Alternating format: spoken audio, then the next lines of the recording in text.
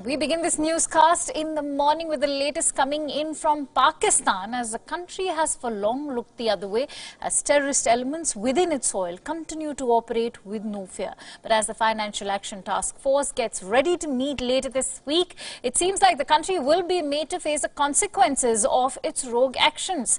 Countries including India, France and the United Kingdom have been calling for Pakistan to take action against its terror elements, something the country has long failed to do. Back in June last year, the FATF had asked the country to come good on a 27-point action plan.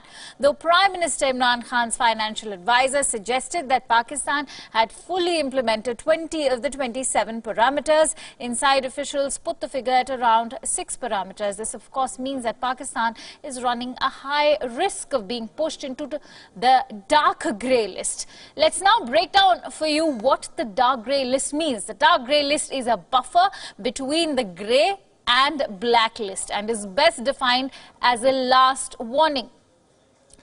Now, Pakistan as a country will present its compliance account later today, while the decision on degradation of status will reportedly be taken on October 17th in Paris. Pakistan will be looking to reach out to China, Turkey, Saudi Arabia and Malaysia for help. If Pakistan can get 4 countries on its side, it can avoid a motion to blacklist. For more details, let's quickly go across to our principal diplomatic correspondent Siddhant Sibal, who's joining me on the phone line at this hour. Siddhant, this indeed is disturbing news for Pakistan. Now, since Pakistan has managed to pass in only 6 out of 27 items, what are the areas it has failed to address? Most of the areas Pakistan has failed to address. In fact, the APJ report, that's the Asia Pacific Group, which is a subgroup of FATF, released this report earlier this month, and in that the report said that Pakistan still needs to act, especially on the UNSC listed terror groups such as Hafiz Saeed, and Pakistan needs to show that it will fulfill its commitment. But by and large, it seems that Pakistan is steering towards a blacklist very soon. That's going to majorly impact the economy of the country, and we have seen that how Imran Khan government, even though it says it's acting on terrorism, it is actually not on the ground. Terrorists still roam freely in the country. All right, so either it's going to be a blacklist or a dark grey list. What happens to Pakistan now if it's placed on either of these lists? Well, whether it's grey list, whether it's darker grey list or it's blacklist, various shades of grey, it is going to impact the economy of Pakistan, because what does FATF, the listing, means? It means that global investors should be wary of investing in a certain countries, because your money might be used for financing of terrorism, and no investor, no upright investor would like his money, his hard-earned money, to be used in terrorism or activities relating to terrorism. And since the fact that Pakistan economy is already facing a lot of pressure, and the fact it's listed on the grey list, people will not go there and invest in the economy. In fact, publicly, the Pakistani foreign minister has acknowledged that his country loses up to $10 billion because of the fact that it's on the grey list. All right, Siddhant, last but not the least, be it Afghanistan, Taliban or Iran, Saudi Arabia, despite Pakistan's inaction on terror, it's being touted as the global peace mediator. Why so?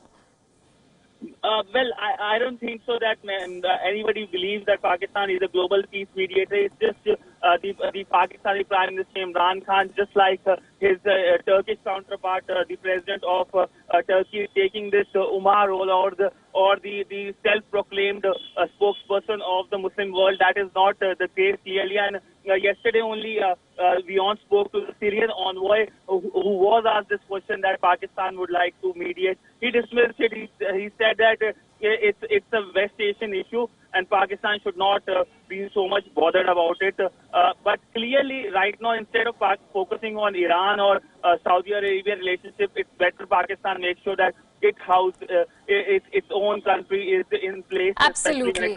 Very rightly said. Now, instead of focusing on peace talks between Taliban, Afghanistan, or be it Iran and Saudi Arabia, it's time for Pakistan to actually focus on its own soil, considering they're going to be facing strong action by the FATF. And now, thank you so much, Siddhant Sibal, for bringing us all those details. Moving over to other international news stories. Now, the President of the United States has signed an executive order slapping punitive sanctions on 3 Turkish ministers over Turkey's operation in Syria. Turkey's Minister of Defense, Interior Minister and Energy Minister have been put on the sanctions blacklist of the U.S. Treasury. The U.S. has frozen their assets in the country and banned their U.S. or U.S.-related sanctions. The executive order also puts a stop to negotiations with respect to a $100 billion trade deal. Additionally, the United States has boosted steel tariffs to 50%. U.S. Vice President Mike Pence said that U.S. President made it clear to his Turkish counterpart Recep Tayyip Erdogan that he wants him to stop the invasion and begin negotiations with the Kurdish forces in Syria. Pence will soon be heading to Turkey to launch negotiations between the country and Syrian forces in an attempt to reach a peace settlement. Well, the United States of America did not give a green light to Turkey to invade Syria. The President has been very clear on that point and reiterated that to President Erdogan today. President Erdogan, I think, knows President Trump's mind on this matter very clearly today. But President Trump pressed him very strongly in the telephone call today to immediately embrace a ceasefire. As we've warned all along, our desire is not to shut down the Turkish economy. Our desire is to see an appropriate response. These sanctions will be very severe on the Turkish economy. We can continue to ramp up these sanctions. So we were very clear in warning the government of the sanctions. We were deliberate last Friday in not putting them in place. The President has been monitoring the situation and the concerns, and with that, I'll turn it over to the Vice President. The sanctions announcement came a day after U.S. withdrew its remaining forces from northern Syria.